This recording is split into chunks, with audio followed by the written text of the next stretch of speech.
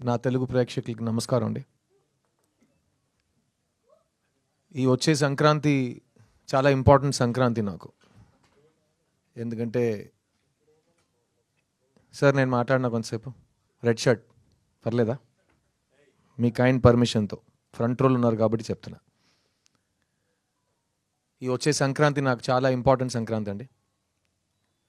గతం 20 సంవత్సరాల ముందు సంక్రాంతి హీరోగా నేను మీ ముందుకి పరిచయం అయ్యాను. మా ఎంఎస్ రాజు గారు నిర్మించిన నువ్వు వస్తానంటే నేను వద్దంటానా, ప్రభుదేవ గారు మొదటిసారి ఒక దర్శకుడుగా మీ ముందుకు వచ్చాడు. ఆ సినిమాలో నాకు కొత్త జీవం, ఒక కొత్త ఛాన్స్, ఒక కొత్త ఎక్స్పీరియన్స్, ఒక కొత్త లైఫ్ నాకు మీరు ఇచ్చారు. ఆ తర్వాత నేను చాలా కాలం హైదరాబాద్లోనే ఇల్లు తీసుకుని ఓ తెలంగాణ బిడ్డగా హైదరాబాద్లో పెరిగా. ఇప్పుడు నేను ఎందుకు ఈ సంక్రాంతి చాలా ఇంపార్టెంట్ అంటున్నానంటే, ఇప్పుడు నేను మీ ముందు తెలంగాణ అల్లుడుగా నుంచున్నా.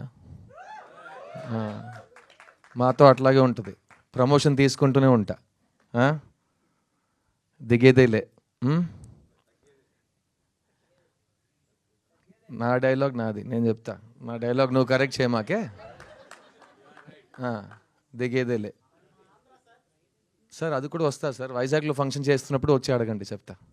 ప్రస్తుతం హైదరాబాద్లో ఉన్నాం కదా.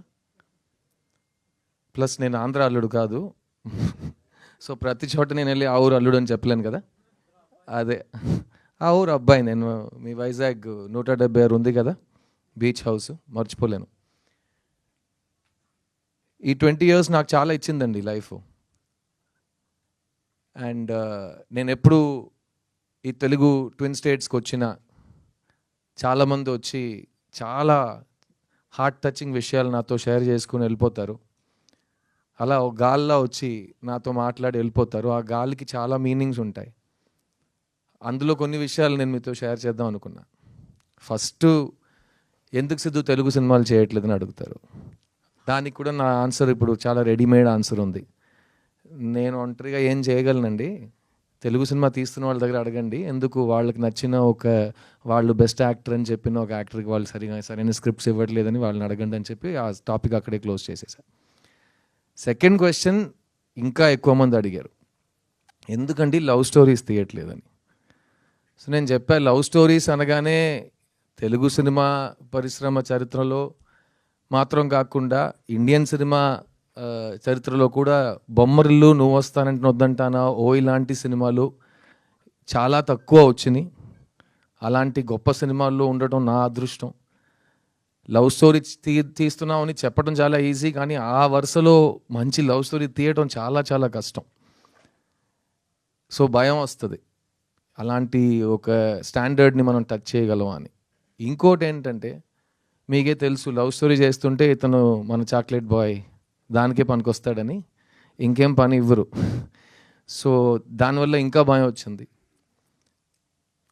తర్వాత ఇంకా చాలా కారణాలు ఉన్నాయి, అది వేరే వేదిక మీద మాట్లాడుకుందాం. కానీ ఈ 10 years 11 yearsలో నేను సొంతంగా ప్రొడ్యూసర్గా మారి ఒక 5 సినిమాలు తీసా. ఒక్కొక్క సినిమా కొత్త జానర్లో ఇవ్వాలి.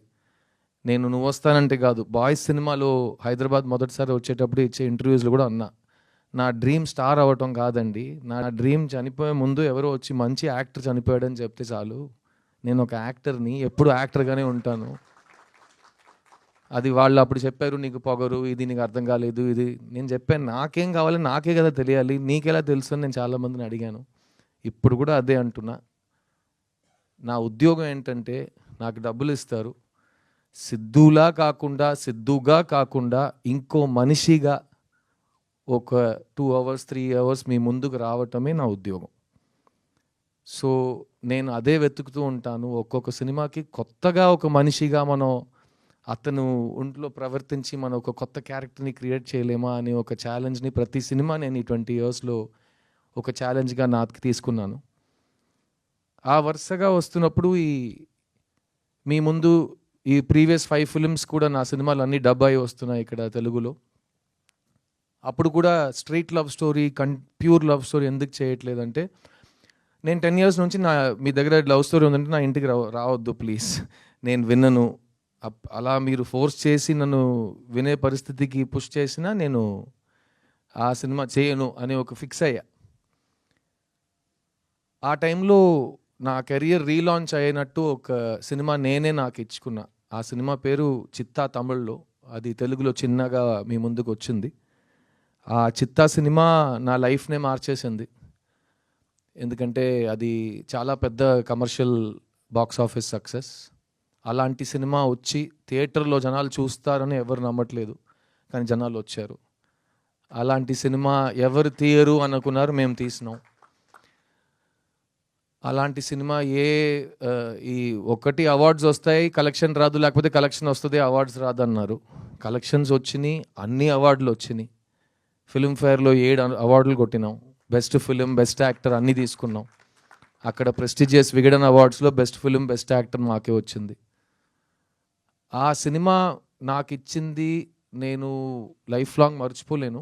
కానీ ఆ సినిమాని బయట తీసుకురావడానికి నేను పడిన కష్టాలు, మెంటల్ స్ట్రెస్, అది కూడా నేను లైఫ్ టైంలో మర్చిపోలేను. సో ఆ సినిమా విజయం సాధించిన తర్వాత ఇప్పుడు ఇది సెట్ అయింది, ఈ ట్రెండ్లోనే వెళ్దామని నాకు అలవాటు లేదు, కాబట్టి మళ్ళీ ఏదో కొత్తగా ట్రై చేద్దామని ఒక ఐడియా వచ్చింది. ప్లస్ ఆ టైంలో ఎవరైనా ఒక సినిమా నాకు ఇస్తే ఒక 5 months నేను అసలు ఆలోచించకుండా సరదాగా నవ్వుతూ హ్యాపీగా ఒక సెట్కి వెళ్ళి అందరితో నేను ఎలా సరదాగా మాట్లాడుతానో అలాగే పలకరించి ఒక సినిమా తీస్తే నా మైండ్ ఫ్రెష్ అయిపోతుందని అనుకున్నా. ఆ టైంలో ఈ రాజశేఖర్ గారు నా ఇంటికి వచ్చారు. ఈయనతో నేను యాక్చువల్గా 3 years ముందే ఒక సినిమా చేయాలి, నేను చేయట్లేదు. సో మళ్ళీ ఆయన వచ్చారు, సార్ మీకు నా ఒక సినిమా బ్యాలెన్స్ మీరు చేస్తానన్నారు, ప్లీజ్ ఒకసారి కథ వినండి అంటే, ఏ సబ్జెక్ట్ అంటే లవ్ స్టోరీ అన్నారు. బాబు నేను లవ్ స్టోరీస్ వినను, నాకు బోర్ కొడుతుంది, నేను చెయ్యను, మళ్ళీ ఇదే గొడవ వస్తుంది. లేదు మీరు వినండి, మీకు నచ్చకపోతే నేను మళ్ళీ మీ దగ్గర లవ్ స్టోరీ తీసుకుని రానని చెప్పారు. సరే ఓకే మీ ఇష్టం అని చెప్పి వినటం మొదలెట్టా. ఫస్ట్ లైన్ ఒకటి చెప్పారు, ఈ ప్రపంచంలో మీకు నచ్చని ఒక అమ్మాయి దగ్గరికి వెళ్ళి మీరు లవ్ చెప్తారు సార్ అని. అదేంటి నచ్చని అమ్మాయికి ఎందుకు లవ్ చెప్తానంటే, అదే సార్ నా లైను అన్నారు. సరే ఓకే ఫస్ట్ స్టేజ్ బాగానే ఉంది, కథ చెప్పాను. సో కథ చెప్పాడు. నాకు కథ చాలా నచ్చింది. నాకు ఒక లవ్ స్టోరీ నచ్చడానికి కారణాలు ఎప్పుడు మారవు. ఫస్ట్ హీరోయిన్ క్యారెక్టర్ బాగుండాలి, సెకండ్ జంటగా వాళ్ళిద్దరూ ఎందుకు ప్రేమిస్తున్నారని నాకు అర్థం అవ్వాలి. ఎందుకంటే లవ్ స్టోరీలో ఫస్ట్ అమ్మాయి నచ్చాలి అందరికీ. అమ్మాయి నచ్చితే అబ్బాయి ఎందుకు అమ్మాయి వెంట పడుతున్నారని అర్థమవుతుంది. తర్వాత వీళ్ళిద్దరు లాజిక్ కరెక్ట్గా ఉంటే జంటగా వాళ్ళు అట్రాక్టివ్గా ఉంటారు. ఆ జంటని మనం ఎంత లవ్ చేస్తామంటే సినిమా అయ్యే వరకు మనం వీళ్ళు చేరాలి మనం హోప్ చేయటం మొదలెడతాం. అదే లవ్ స్టోరీది పెద్ద సక్సెస్. సో అది నాకు ఈ సినిమాలో అనిపించింది. అండ్ ముఖ్యంగా నేను చెప్పినట్టు ఈ కథలో ఎక్కడ ఒక నెగిటివిటీ లేదు, ఒక వైలెన్స్ లేదు, ఒక బ్లడ్ షెడ్ లేదు, ఒక కడుపు మంట లేదు, ఒక ఏ నెగటివ్ ఇమోషన్స్ లేకుండా ఒక ఘోరమైన విల్లన్ ఎవరు లేరు, అలా రక్త చుక్కలు పడుతుంటే అలా ఏం లేదు. ఒక feel good easy breezy cinema, feel good entertainer, breath of fresh air అంటారు కదా, అలాంటి ఒక సినిమా ఇది. ఈ మధ్యకాలంలో నువ్వు వస్తానంటే బొమ్మరిల్లు లాంటి సినిమాలు చేసేటప్పుడు కాలేజ్ చదువుతున్న అమ్మాయిలు అబ్బాయిలు వాళ్ళకి పెళ్ళయి వాళ్ళకి పిల్లలు పుట్టి ఆ పిల్లలు ఈరోజు కాలేజ్కి వెళ్ళే వయసుకు వచ్చారంట. సో ఆ అమ్మాయిలు అబ్బాయిలు నాతో వచ్చి చెప్పారు, సార్ మీరు ఎందుకు లవ్ స్టోరీస్ చేయట్లేదు అంటే, నేను ఇలా సైంటిఫిక్గా కారణాలు చెప్తుంటే వాళ్ళు ఒకటి చెప్పారు, సార్ మీ సినిమాలు చూసి మా లైఫ్ చాలా ఇన్ఫ్లుయెన్స్ అయింది సార్. ఎందుకంటే మేము ఇన్ఫ్లుయెన్షియల్ ఏజ్లో ఉన్నప్పుడు మీరు పోర్ట్రే చేసిన కుర్రోళ్ళు అంటే ఇలా కూడా ఉంటారు, డీసెంట్గా ఉంటారు, మంచి ఫ్యామిలీస్ నుంచి మంచి పేరు తెచ్చుకుని మంచిగా చదువుకుని మంచి అమ్మాయిని ప్రేమిస్తారు అన్నట్టు అబ్బాయిలు మీరు చూపించారు మాకు. అది మాకు సిద్ధు లాంటి ఒక పెళ్లి కొడుకు దొరుకుతాడా అని మేము హోప్ చేసాం. అలాగే మేము కూడా లైఫ్ సెట్ చేసుకున్నాం. సో మాకు కరెక్ట్గా హస్బెండ్ సెట్ అవ్వడానికి మీరు ఒక ఇన్స్పిరేషన్ అన్నారు. ఇప్పుడు మా పిల్లలకి మీ సినిమాలు చూపించి ఎలాంటి మంచి ఫ్యామిలీ, ఎలాంటి మంచి క్యారెక్టర్, ఎలాంటి మంచి లవ్ ఉంటుంది అని మేము కూడా మా పిల్లలకి చూపిస్తున్నాం అంటే నాకు అది చాలా టచింగ్ అనిపించింది. అండ్ అలాంటి సినిమాలు మనం లాస్ట్ 10 years మిస్ అయ్యాం అని ఫీల్ అయ్యింది. అదన్నీ కలిసి వచ్చి ఈ మిస్ యూ సినిమా చేయటం జరిగింది.